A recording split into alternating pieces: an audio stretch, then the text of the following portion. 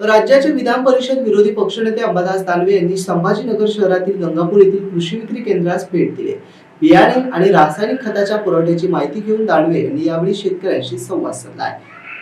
तांत्रिक अडचण आली होती, ती पण कशी का शेतकरी वर्ग काय करतो की बियाणं सगळं सारखंच आहे, पण एखाद्या कोणत्याही व्हरायटीचं कंपनी डिमांड केल्यामुळे थोडे होतं त्रास।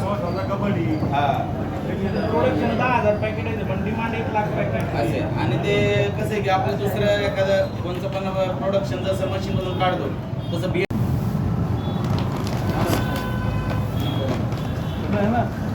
वगैरे घेतलं।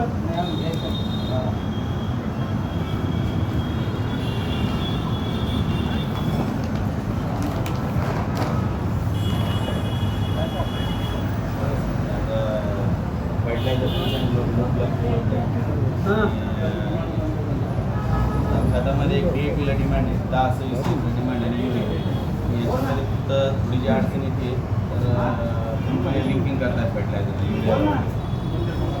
सगळ्याच कंपनी त्यांना परवडत नाही म्हणून युरिया लिंकिंगचं आहे, त्याच्यामुळे युरिया कमी येतो ते कंपनीवरच करतात। म्हणजे जसं आता युरिया आहे, युरियावरून तुम्ही 20-20 घेतलं तर